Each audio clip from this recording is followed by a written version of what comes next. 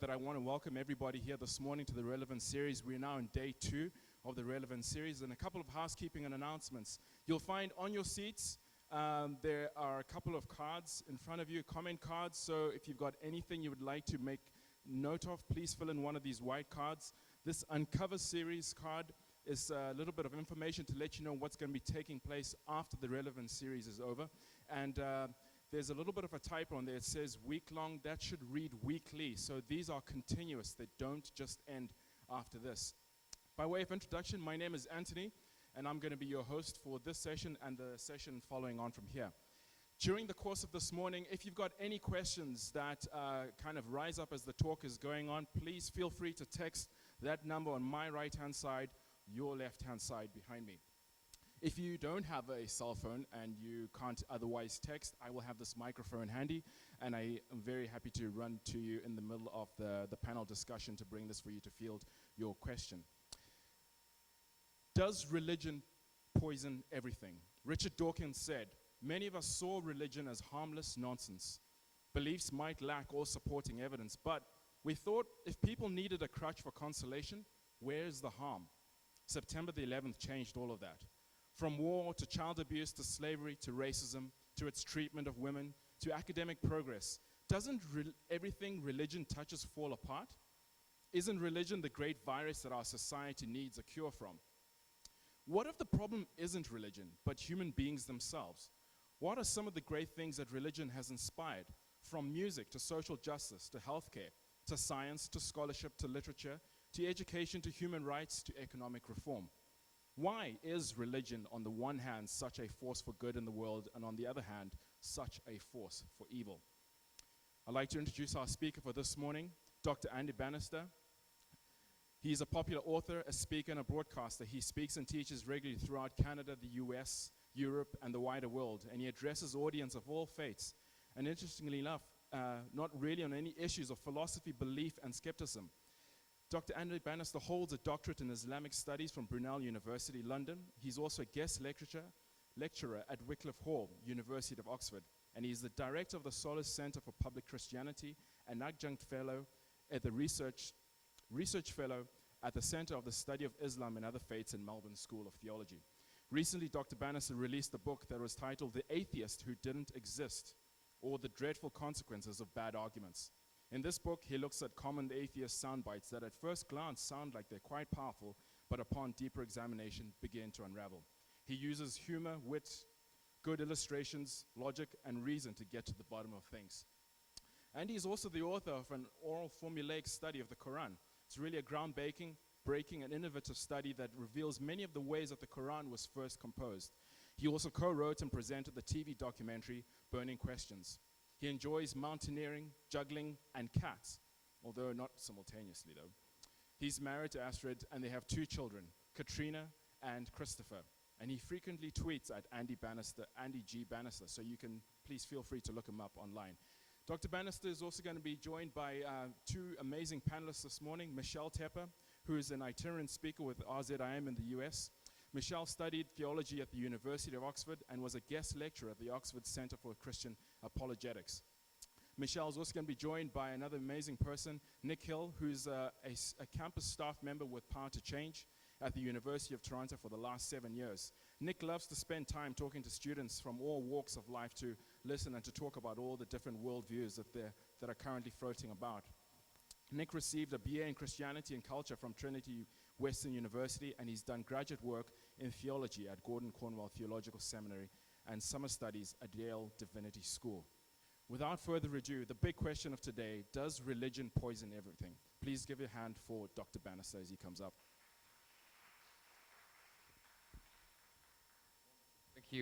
Thank you for that very kind, generous and lengthy introduction. And the first question I have is, why do you get the music and I don't? I kind of felt that when that music was playing that I almost need to sort of ride a horse onto the stage and sort of leap off it in some kind of sort of Hollywood-esque way, but there we are. So, does religion poison everything? That's the question I've been asked to talk to you guys for the next 20 or 25 minutes about. And, you know, it's a very topical question, and one that has been around for a while, actually. Back in 2010, just after I moved to Toronto, a debate took place here in the city between the then former British Prime Minister, Tony Blair, there he is on the left of the screen, and he debated one of the world's most well-known atheists, Christopher Hitchens, and they debated here in Toronto at the Roy Thomson Hall. It was a sellout event. They were scalping tickets outside for $500. That's almost more than a Leafs game. And really, Blair performed as well as the Leafs that night in that he lost spectacularly. And without a doubt, Christopher Hitchens carried the audience that evening. And his thesis for that debate was really simple. He argued this. He said religion poisons everything. Religion, he said, causes war. Religion causes division. It causes hatred. It causes intolerance. It probably even causes bad breath. Religion poisons everything. Was he right? Is the question I want to explore for a short while this morning. Was he right in that thesis? Well, I want to begin by saying only a fool would disagree. I think I'd be foolish if I sort of stood behind the podium here and went, no, religion doesn't do anything poisonous. Religion is merely, a wonderful thing. It never causes any harm. That's demonstrably false. Religion can obviously go badly wrong. And if you disbelieve that thesis, just read the news on almost any given day and look at some of the problems that religion is causing in various places around the world. And the same would go as we look back through history. There is clearly such a thing as bad religion. Religion can cause violence, and especially, and this is where I want to focus my efforts in my talk this morning, especially one of the things that religion can do when it goes wrong is it can cause intolerance. And I think that's one of the great evils of our age. Well, it's one thing to point out the problems, but the question I want to think about for a few minutes is this. What is it about religion that can cause it to sometimes go wrong, that can cause people to use it to do intolerable things to other people? What is it about religion? Well, I think the reason that religion can go wrong, quite frankly, is it gives you a very easy way to divide people into two. It enables you to divide people into them and us. And the moment you can do that you can divide people in two, you run the risk that you start discriminating against people, those who are different to you, those who are not part of your in-group. It's very, very easy to then begin treating them negatively, excluding them, or even ultimately using violence and discrimination against them. Now, of course, the problem is this isn't limited to religion. If we're honest this morning, all of us have this tendency to do this, to exclude other people, to divide the world into them and us. And if anything, technology has made it worse. Social media makes it very, very easy for us to flock into our digital tribes. You hang out online with people who think the same as you, and you exclude, or you demonize, or you discriminate against those who think differently. It's interesting that whatever you think of American politics right now, everybody on both sides of the political divide agrees that Hillary Clinton made a drastic mistake when she labeled everyone who disagreed with her as a basket of deplorables. Alienating half of your potential audience is never a good move. And the thing is this, we are all tempted to exclude others. Most of us here this morning, if we are honest with ourselves, probably think that we are maybe slightly smarter than the average Canadian. The average Brit, that's a different thing entirely. Or we think that, we're better looking, or more politically progressive, or more devout, or more compassionate, or better read. We all of us have a tendency to divide the world into them and us, people like us and people not like us. It's a very common human tendency. We all do it. We divide people into good people and bad people, the right people and the wrong people. And of course, whenever we do that, we always put ourselves in the right box, the good box, don't we? And everyone who disagrees with us, well, they're bad, they're wicked, they're the other. And all of us are tempted to do this. And what that means is my biggest problem with the claim that religion poisons everything, that religion causes intolerance and all of these things, is it doesn't go far enough. Yes, religion can do this, but we can do this with other things too. We do it all the time. Let me illustrate what I mean by replacing the word religion in Christopher Hitchens' little quote here with some other words. What about money? What about money poisons everything? Money causes greed, money causes jealousy, money causes crime. Doesn't money cause all manner of things? I think we can mount a case that money poisons everything. Or what about politics? Politics causes division and hatred and enmity and intolerance and Donald Trump and all kinds of things. Surely we could mount a very good thesis, thank you one person at the back, that politics poisons everything. Or what about science? Science causes environmental damage. Science has led to the death of millions of people. Science has given us napalm, it's given us the atom bomb, it's given us biological warfare. I think I could mount a case that science poisons everything. And the thing is, the more you do this exercise, the more you realize something. The problem is not science, or politics, or money, or religion. Those are symptoms, but they are not the cause. The problem is a bit deeper. The problem is not out there somewhere. I want to suggest the problem is in here somewhere. The problem is a human problem. The problem is us, human beings. Every single one of us, including us in this room, we have this ability to pick things up like religion or politics or money or science, and we can use them for great good, but we can also use them for great evil at the same time. We can be angelic, and we can also be monstrous. The person who identified this perhaps the most helpfully, most powerfully, was the Russian writer Alexander Solzhenitsyn. He was a political activist in the middle of the 20th century, and he was imprisoned by the Soviets for many, many years for his political beliefs. And when he was released from prison, he wrote a best-selling book, The Gulag Archipelago. He got the Nobel Prize for writing this book and became a peace activist. And he wrote this book about his experiences. And of course, one would have expected him to blame the Soviets. They'd locked him up, they tortured him, they persecuted him. Very easy for him in his book to go, the problem is communism. But he doesn't go the easy route. In the middle of the Gulag Archipelago, he says something far more revealing. He writes these words. He says, the line between good and evil passes not through states, nor between classes, nor between political parties either, but right through the middle of every human heart and through all human hearts. You know, when you digest what he's saying there, that is pretty uncomfortable.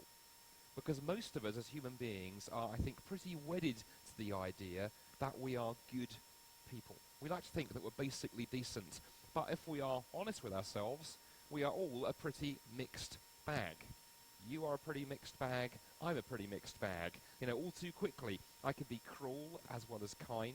All too quickly, I can be quick to hold a grudge as I am to forgive. I can be petty and spiteful and mean as well as generous. I can be compassionate one moment, the next moment willing to rejoice in somebody else's failure. That goes for me, and I'm pretty certain it goes for you some of the time as well, because like me, you are all members of that wonderfully diverse and complex tribe, the human race. And collective responsibility catches up with all of us in the end, no matter how fast we try to outrun it, and no matter where you draw Solzhenitsyn's line, every single one of us end up at some time on the wrong side of it. So, if religion is not the problem, if humanity is the problem, how do we solve it? How do we overcome this tendency we have as human beings to divide people into groups, to play in-group and out-group politics, to feel superior, to be intolerant of others? How do we cure that problem? Well, some people say, well, what we need to do is we just need tolerance. You know, tolerance has become the chief virtue in our culture, hasn't it? Most people think what we need is tolerance, and the one thing you must never do is be intolerant. And of course, we've really erased every kind of moral norm or virtue in our society, apart from perhaps this one, the one thing nobody wants to be thought of as intolerant, and tolerance is everywhere. Well, I want to be a little bit controversial and a little bit iconoclastic. I'm British, I like poking things with a stick. And I'd like to suggest to you this morning that if I could remove one word from the dictionary, I would remove the word tolerance. I think tolerance is a frankly, absolutely useless word. Why? Well, think about this for a moment. What is it that we generally tolerate? We generally tolerate things that are a little bit beneath us and can't quite reach our level, and so we grant them a bit of leeway in their behavior. I have a 20-month-old son at home. Christopher has discovered felt-tip pens and has discovered the joy of drawing on almost anything. Paper, carpet, walls, his sister, the list goes on. We tolerate that. He is a toddler. He doesn't know better. You know, we tolerate the family cat when it wheezes on the sofa for the 5th time in a week because it's an animal. It doesn't know any better. What do you do when you encounter a human being who believes something differently to you? I want to suggest that to tolerate them is arrogant, because the moment you use the tolerance word, you are suggesting, well, you know, if my friend were only as sophisticated as I was, they would think differently, but they're not, they're inferior, so I'll, you know, treat them like the pet cat or the toddler. I put it to you that nobody in this room wants to be tolerated. What you want is to be respected, you want to be listened to, you want your ideas to be taken seriously. Tolerance is not going to solve the problem we're facing here of intolerance and division and hatred and some of the things that we're addressing this morning. So if tolerance isn't going to work, where else might we go instead? Well, what I think we basically need, what we really need to solve this problem, is a basis for human dignity. We need some grounding, some foundation that allows you to look at the person next to you, and even if they believe something vastly different, a different religion, a different political philosophy, a different set of ethics, some basis that allows you to still treat them with dignity and value and not discriminate against them. What basis could we possibly find? Well, there's been a lot of thinking about this in the last few decades, really coming out of something that was written over 60 years ago now, the United Nations Declaration on Human Rights, a very, very powerful and important piece of literature that has been the center point for a lot of discussion around these issues in the last 50 or 60 years. Let me read to you this famous preamble to the UN Declaration of Human Rights. Recognition of the inherent dignity and of the equal and inalienable rights of all members of the human family is the foundation of freedom, justice, and peace in the world. All human beings are born free and equal in dignity and rights. Now, I don't know about you, I read that and I think, wow, that's incredible. What an incredible, amazing document. What a wonderful piece of literature in terms of making us think about how we treat one another with dignity and respect. And it really does potentially give us a really strong basis for standing against discrimination and intolerance and hatred. But of course, there's a huge question hanging over this document, that if your caffeine levels are high enough this morning, you may have looked at it and gone, this is great, but, here's the but, is it true? Is it true that you bear dignity?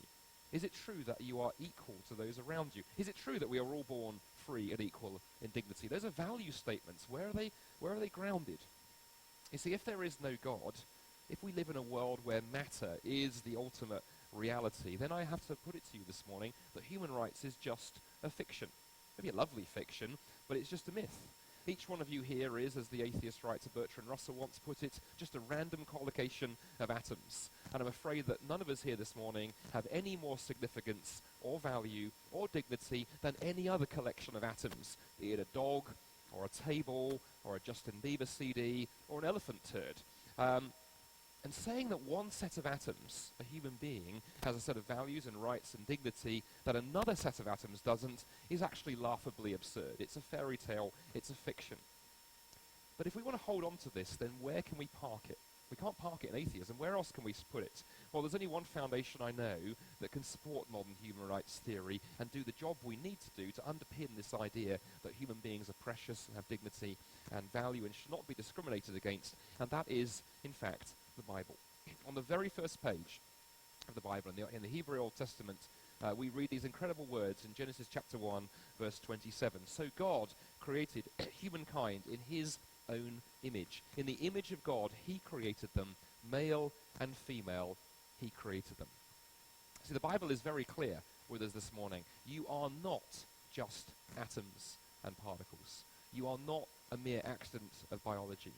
Rather, each one of you in this room this morning is, according to the Bible, made in the image of God. And that means each one of you this morning bears incredible value and dignity and worth. In fact, value so great that God would consider paying an incredibly high price, the price of Jesus, to forgive and restore and rescue you. We're going to talk about that a little bit more later on.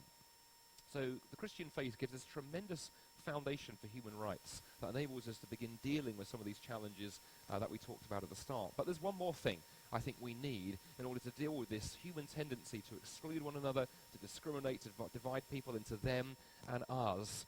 And we need to find a basis for something else. As well as a basis for rights and dignity, I think we also need a basis for another word, and that's humility. See, humility, when we take it seriously, undercuts our tendency to think of ourselves as superior and look down on other people. And you know, it's very, very easy to look down on other people. Again, we all have this sort of tendency to do it. You know, look at the way that as Canadians, we love to look down on our southern cousins across the border. You know, look at their crazy politics, look at the rednecks, you know. Isn't it great that we live in wonderful, progressive, modern, rainy Toronto? It's also sobering to mentally ask yourself this question. I am better than, and ask yourself, what do you have a tendency to insert at the end of the sentence? Most of us can do that frighteningly easily. There are people that we think we are better than, almost without thinking.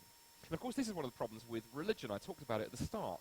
You see, most people think that religion is about being good, about being moral, about being upright and spiritual and so forth. But the problem is, if that's what your religion is about, it is going to lead you inexorably to a sense of superiority. If you are a Buddhist, I have a good friend of mine here in Toronto who is a Zen Buddhist monk. If you are a Buddhist, you can look down on those, I'm afraid, who are less enlightened than you, whose Buddha consciousness is less developed. It's very easy to do that in Buddhism. If you are a Hindu, you can look down on somebody whose karma is not as developed as yours. It gives you a ready-made way to do that. If you are an atheist here today, you can look down on those who aren't as smart as you, especially those religious dumbasses. And of course, if you are a Muslim, you can feel superior, that your good deeds outweigh the good deeds of other people, and because of that, you are far more likely to go to heaven than they are. Superiority, feeling superior, is a huge problem, especially if you are religious. And atheism, incidentally, is a religion. More on that in the Q&A if you want to push into that one. There's only one exception that I know of to this superiority pattern, only one exception I know, and that's Christianity, or at least Christianity as Jesus preached it. See, it's interesting that Jesus was one of the most anti-religious founders of any religion you could possibly imagine. In fact, if you read the Gospels, the 4 Greco-Roman biographies about the life of Jesus found in the New Testament, you will discover that Jesus spends most of his time attacking religious people. He calls out the religious leaders of the day for their sense of superiority. He points out to them the only reason they're doing good things is so they feel better than other people and can look down on others. And by contrast, not merely did Jesus attack and alienate religious people, Jesus spends most of his life attracting irreligious people. In fact, he was regularly criticized by the religious leaders for hanging out with all of the wrong people. And time again, Jesus said, if the only reason you are doing good deeds is so you feel superior to others, then your motives are entirely wrong, your heart is not right, and you may as well not bother. See, most people I talk to think there are 2 ways to live. There is the religious way, and there is the irreligious way. So if you want to be an atheist or a skeptic, you go the left-hand route, or if you're interested in religious things, you go the right-hand route. You choose the religious option. But as we see, the problem with the religious route is it leads to being self-centered. The problem with the irreligious route is it leads to self-centeredness. Your life orbits around you. But the problem with the religious route is it leads to superiority. You end up thinking you're more moral, more holy, better, nicer, more enlightened than the people around you. Most people think there are 2 ways to live, and either one of those you pick is going to lead to you potentially excluding, discriminating against people, alienating people, and so forth. But what if there aren't 2 ways to live? What if there are 3 ways to live? What if there is irreligion, religion, or the Jesus way? See, the message of Jesus, my friends, is not be a good person and God will like you. That is how it's often caricatured, but that's not the message of Christianity. The message at the heart of the Christian faith is, you know what? You don't have the power to be a good person, and neither do I. The message of the Christian faith is breathtakingly and ruthlessly honest. Each of us are broken. Our lives are messed up through our hang-ups and our screw-ups and our stupidity, and we are so far from God, and we don't have the ability to change our lives and get back into relationship with God without radical inner transformation. And the only way to get that radical inner transformation and peace with God is not through working our way there through good deeds, because that would lead to point scoring and superiority. The only way to get there is to recognize we can bring nothing to the party, and by recognizing that when Jesus went to the cross and died on our behalf to offer us forgiveness, part of what he was dealing with there was not just our wrongdoing and our rebellion and our hang-ups and our screw-ups, but also our self-centeredness, our arrogance, and our pride. And when you grasp that it's all about Jesus and not about ourselves, instantly you have no basis for looking down on others. Because your position in the Christian faith is not due to your own cleverness or moral superiority or spiritual abilities. You don't have any of those things. It's entirely due to what Jesus has done and not what you have done. In conclusion, Jesus was once asked by a religious leader. This question, he was asked, "Teacher, what is the greatest commandment in all of the Jewish law?" And in Matthew's Gospel there in the New Testament, Matthew chapter 22, verses 37, Jesus answers that question. He says, the greatest commandment, love the Lord your God with all your heart, all your mind, and all your soul. And secondly, love your neighbor as yourself. Everything else hangs on those two commandments. Love God, love neighbor. Those are connected. They're intricately connected, says Jesus, for one good reason. It is from God that we derive our value and our dignity. Without God, we would just be atoms dancing in the void. Without God, your neighbor would have no value. He or she would be just a collection of atoms, a genetic puppet. The biblical basis, thus, for not discriminating or hating people is very simple. Love God, love neighbor. But more than that, it's also personal, and it's been demonstrated. God does not say to us, God does not merely just say, love me and love your neighbor. God has also demonstrated that love and demonstrated that ethic in what he has done in Jesus Christ. Every other ethical system, every other moral system, every other religious system in the world is performance-based. It tells you, do this, you'll become a better, holier, nicer, more spiritual person. But at the same time, it makes it all about you and sets up this ready-made system where you can discriminate against others and start playing the them and us game. Only in Christianity, by contrast, is ethics and behavior a response. In the Christian faith, as a Christian, I look at what Jesus has done for me, and in the light of that, and transformed and empowered by the gospel, I want to go and live differently. It's because of what Jesus has done, partly in my own life, that I have the motivation, I have the basis, and I have the power to love those, especially those who are different to me, and solve the problem that lies at the heart of this problem of discrimination and poisonous religion. Well, we've covered a lot of ground in the past 20 minutes. I hope it's kicked off a few things in your head. Maybe there's some questions fizzing away. Maybe there's some things resonating. We're about to move into Q&A. As we do, I just want to draw your attention to on the seats where you came in, you'll find these little comment cards like this one. If some of what I've said has struck you, you find it interesting, it's annoyed you, and you're very angry and you want to tell me why, you can fill out these comments cards. There's space for your name, space for your contact details, and there are 3 ways you can respond. If you've heard me saying this stuff to you this morning, and maybe this is not the first time you've heard some of this, maybe you've come to some of these events before, maybe you've been hanging around Christian events before, and you've been thinking about this. You found the character of Jesus intriguing and attractive, and you're beginning to realize you have to do something about this Christianity thing. It's not enough to sit there with your arms folded and think, this is really interesting. What's the next philosophical discussion? I encourage you to tick the Count Me inbox and say, I want to think about becoming part of this and knowing more, not just about, but knowing this Jesus that you talk about, Andy.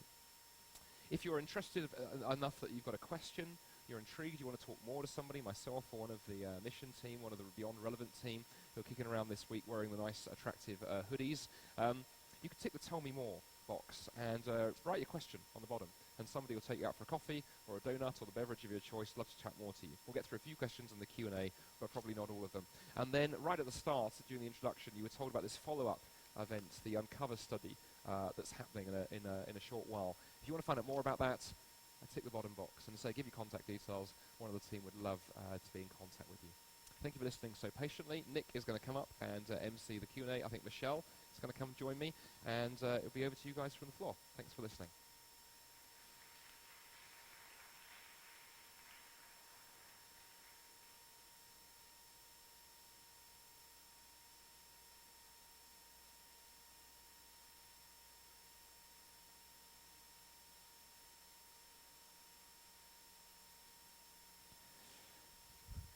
Now, if there'd been rousing music while you moved the chairs, that would have just looked so much better.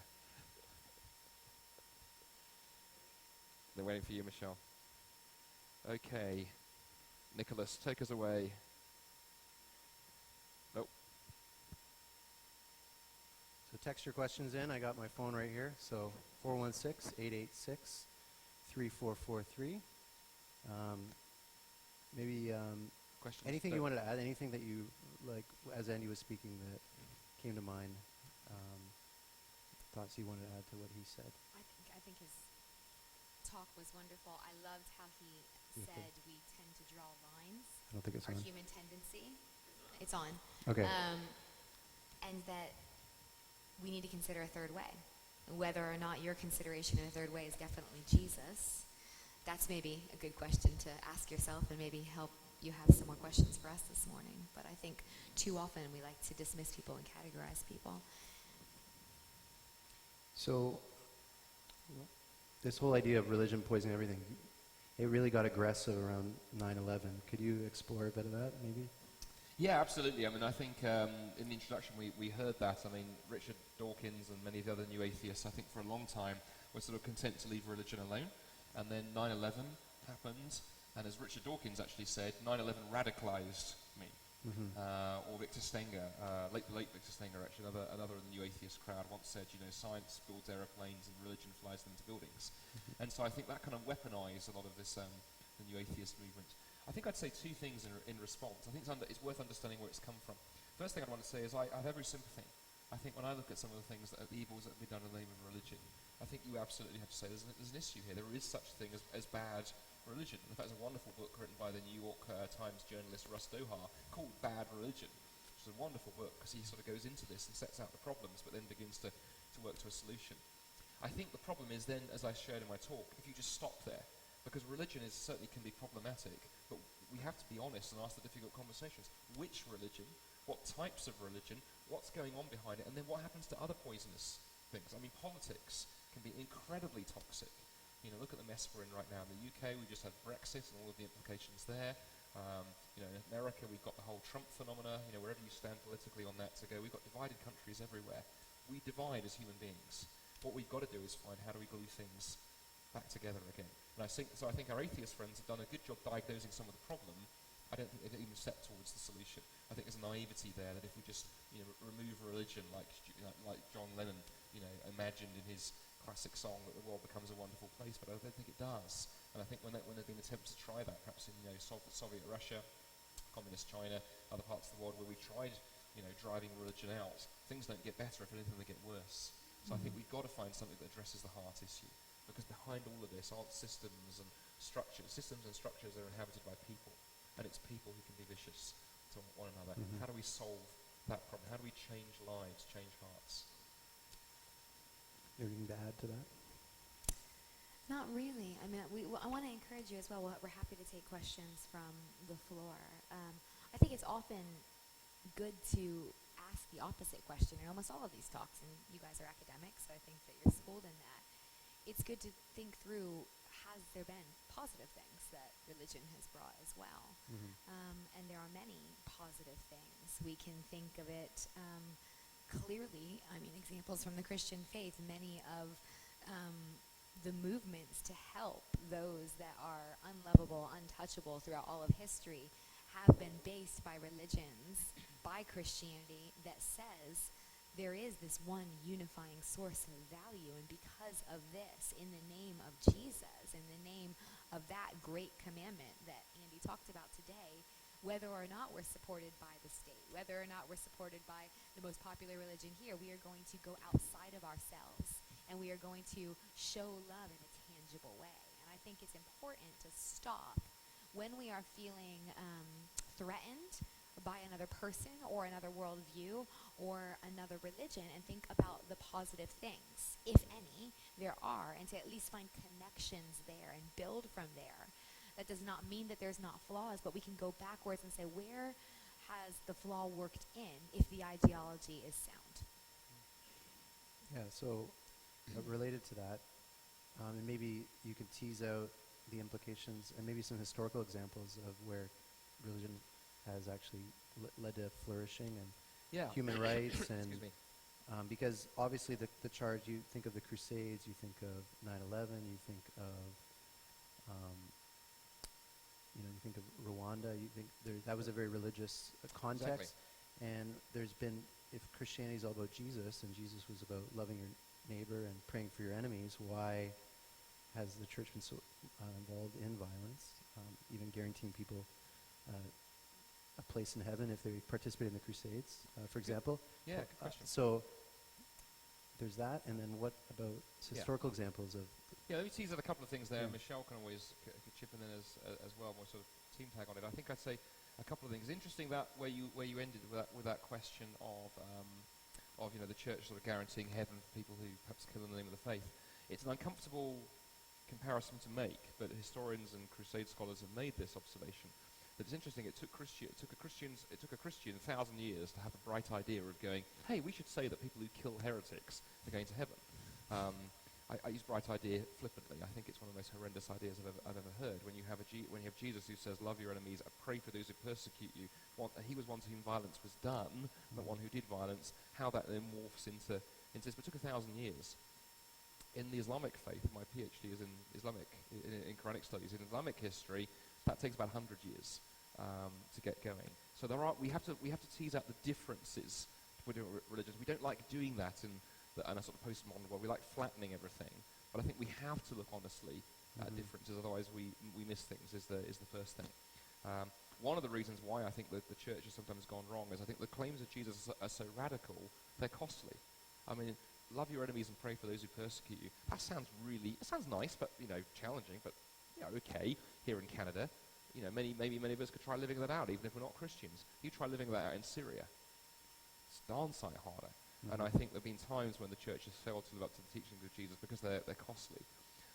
On historical examples about where the church has made a tremendous difference, though, just to give you one of my favorite examples, I suppose because I teach on him, William Wilberforce, who many people may know the name. If you don't, he was he was a British politician who was instrumental in the ending of slavery and the ending of the West African slave trade. He was not alone. There were others, including former slaves.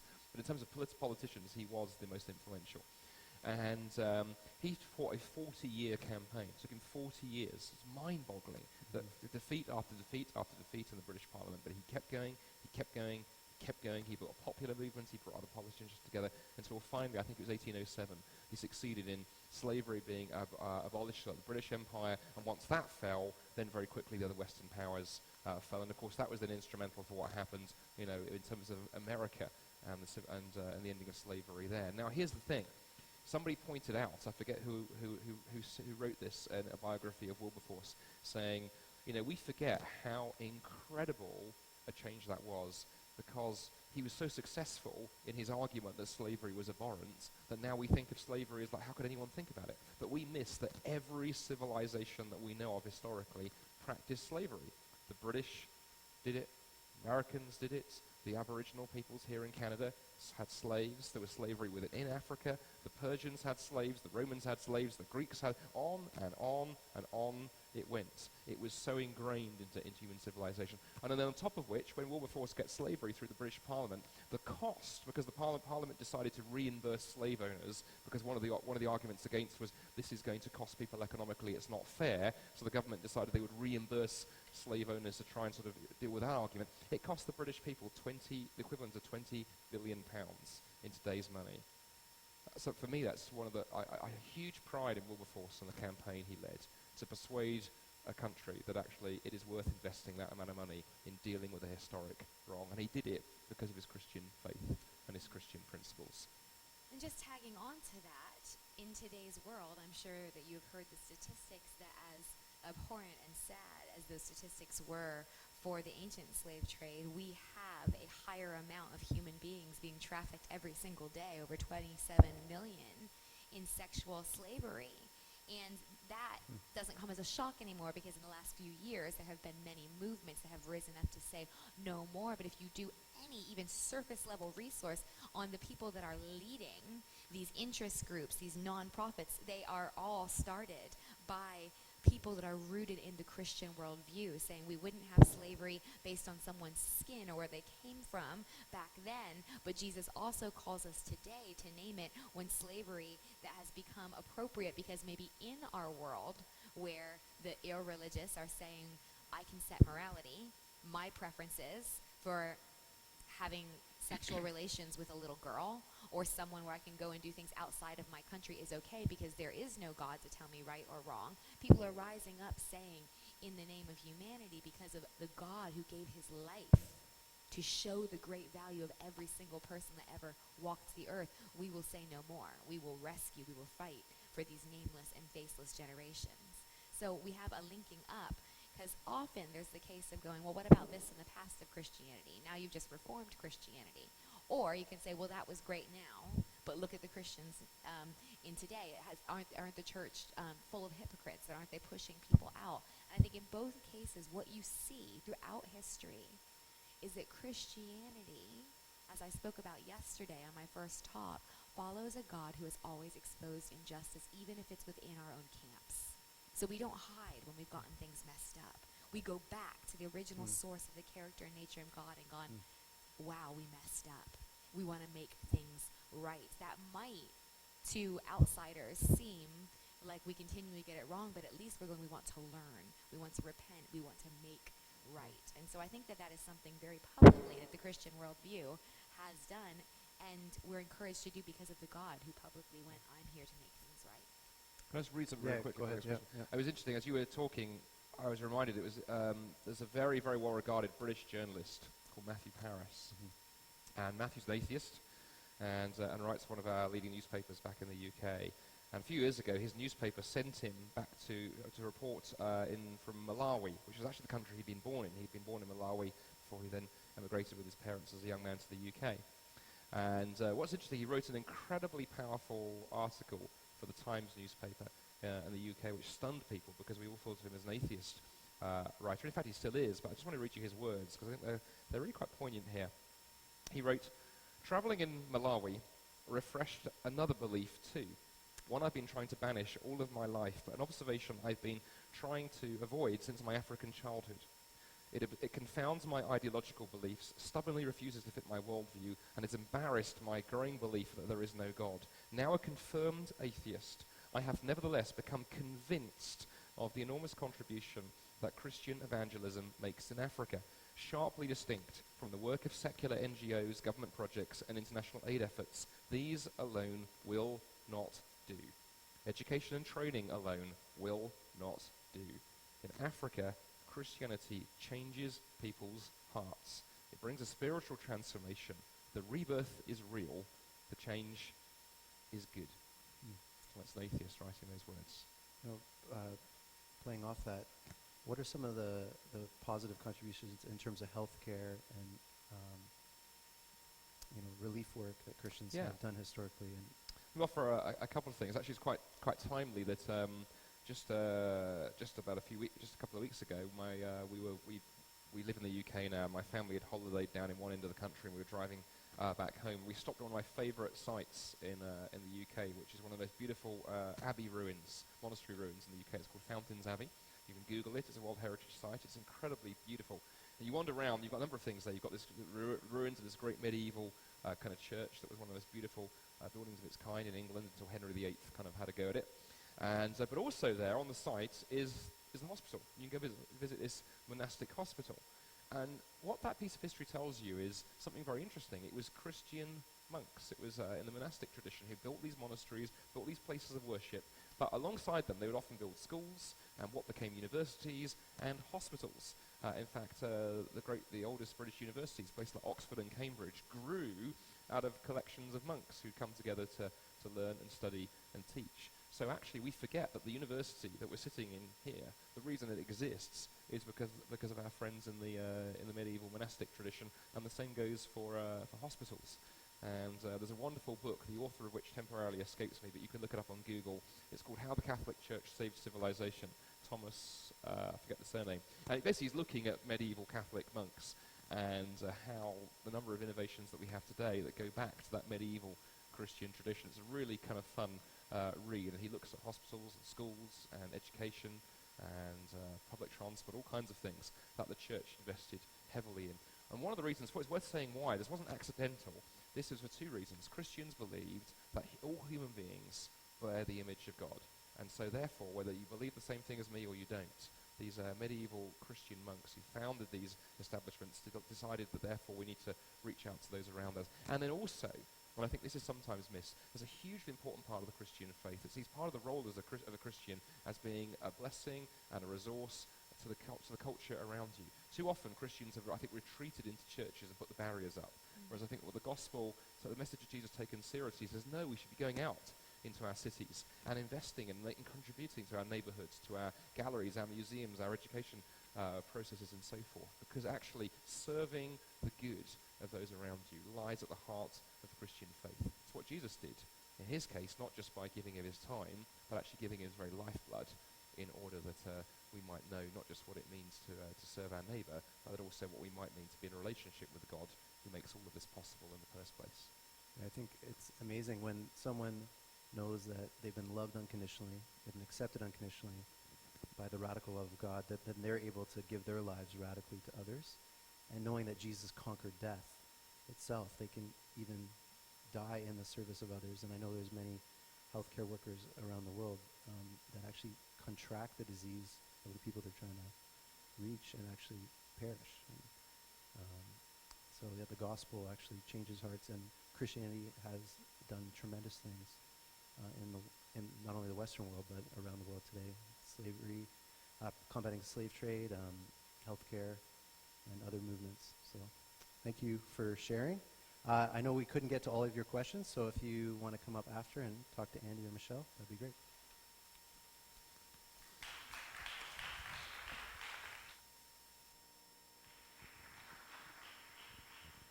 Thank you. Just before we end, we've got a short video to show you, and then I'll help to wrap up things after that.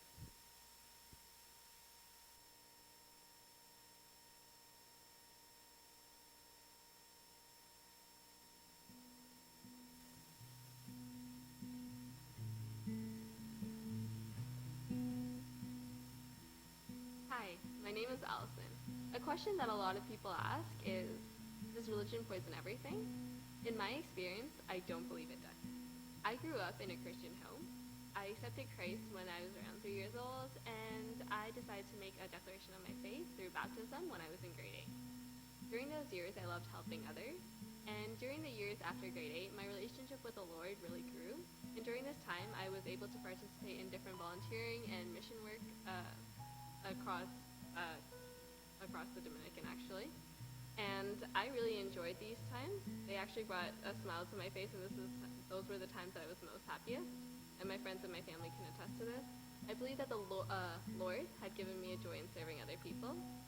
And that's just my experience, though. In the Bible, it actually says, "The Son of Man came not to be served, but to serve others, and give his life as a ransom for many." If Jesus, the Son of God, came to serve us by giving his life for us, I believe that we are also called to serve others.